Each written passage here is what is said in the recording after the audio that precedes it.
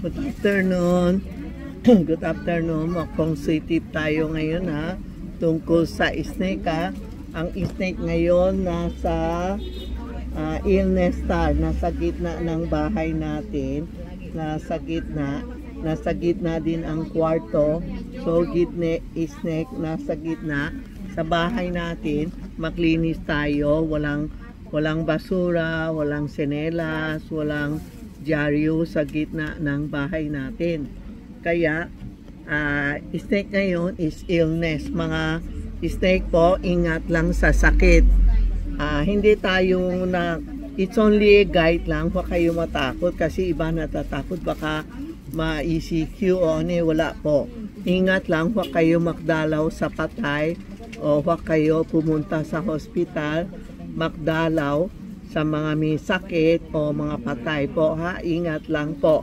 Ngayon, ipopong shui tip ko kayo sa mga snake. Anong kailangan ng snake? Itong holo is a sign of sickness protection. Sa matagal na itong feng shui na itong is a guide lang. Feng shui ito, talagang holo is a guide lang. Para hindi ba yung Jackie Chan, yung mga kung fu nilalagay niya sa katawan niya. Ito po, nilalagay ni Jackie Chan sa katawan niya. Dumadaan sila sa forest. Dati wala silang daanan sa forest. Ito for protection and for illness. Protection, yung mga forest na maraming bad spirit lumalapit sa kanya. Kaya ito ang protection sa illness. Ito sa sosi, sa katawan. Ito pwede sa pinto, sa kotse, o sa bintana, o sa back door. Pwede ito, o sa kwarto nyo. Pwede ihang sa tabi ng kama. Ito ang holo for protection. Maraming siyang hook, maraming protection. Ito ang holo, lalagay natin sa illness. May mga keychain po. Itong holo na may peanut for friendship, for protection. Yan, ito ang holo na keychain. Screenshot nyo and text nyo si Tita Maxi o Charmy Ongpin. May sasagot sa inyo. Pag wala, antay nyo na lang. Or you can come to Tita Maxi, 757 Ongpin Street, Minondo, Manila. Mahirap na magsagot ngayon kasi maraming tao, wala silang time magsagot. Gabi na po magsasagot sila ha. Ito po ang Tita Charmy Ongpin o Tita Maxi. Basta nakita niyo sign ng ganon, is holo for protection. O kaya dati na meron kayo nasa bahay niyo, ilagay nyo sa kwarto nyo para hindi kayo sakitin. Ito din po, holo with Rui. Ito po ha. Ito ang holo natin. Para pwede lagay sa kwarto, nakiikot siya. Pwede lagay sa kwarto, pwede lalagay sa living room, office para walang magugulo sa atin, hindi tayo makasakit po. Sa feng shui ng Lilian 2, ito ang dalawang pares. Isang pares lalagay sa bedside natin o sa gitna ng bahay o sa office nyo para hindi kayo makasakit and sickness. Oo, thank you. Panood nyo TikTok ko, YouTube ko ha. Oo. Ito ang feng shui. Yung anak mo, okay na. Sige po. Oo, thank you.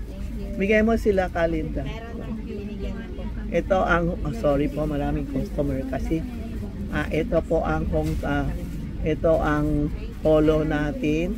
Lalagay sa gitna ng bahay o kaya lalagay natin sa office, sa tabi ng office nyo o sa tabi ng kama mo ha.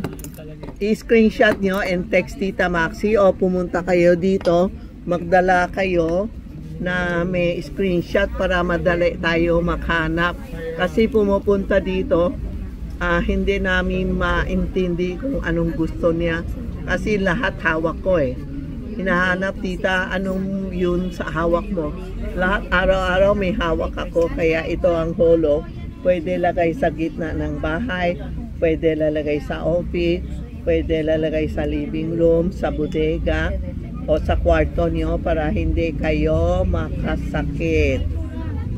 You can text Tita Maxi or Charmy Ong Pin, para may aasikaso sa inyo. Maraming tao ngayon, pag pumapasok, naguguluhan kami kasi gusto niya, hawak ko. Hindi ko naman alam anong hawak ko, no?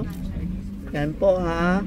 Screenshot nyo, review nyo kung anong gusto nyo, i-text nyo o pumunta na lang kayo dito. We open Monday to Sunday, 8:30 to 6:30 ng gabi. Yan ha.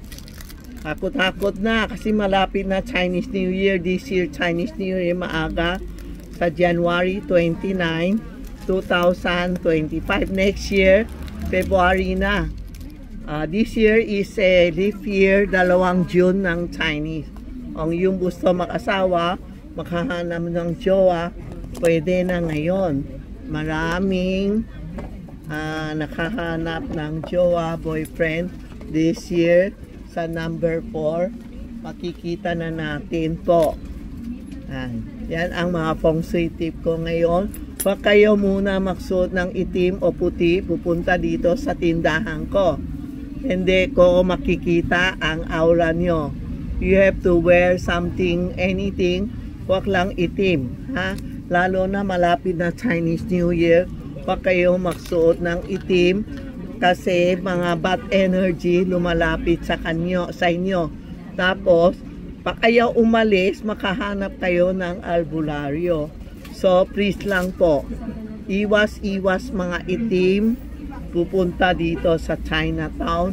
O maski na ako yung January hanggang Chinese New Year, pula ang suot ko, pink o yellow, basta masayang kulay. Kasi ayaw ko magsuot ng itim. Lumalapit mga bad energy sa atin, no?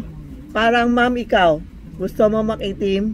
May scarf ka o may necklace ka or anything, takip mo yung itim mo. Kasi dala mo puro itim, puro tubig. Yung mukha mo maitim, hindi makita aura. Next time ganun gagawin nyo, para hindi pumasok. Minsan may bad spirit papasok, hindi sila makapasok, pumasok sa katawan mo para makapasok siya. Pag hindi lumabas, makahanap ka ng albularyo para lumabas siya. Ingat lang po, walang masama. Kasi may maraming itim ngayon pumapasok. Kaya hindi ako naka-entertain sa mga itim. Ganun po, sila maka-entertain, Ayan po, mama. Review lang, Text Tita Maxi o Charmy Ong Pin. Pero palagay ko mahirap na kayo mag-text. Hindi na kami nakla-live din. Kasi maraming tao. Pumunta na lang kayo dito. Anong gusto nyo, screenshot nyo lang po. Thank you po. Thank you.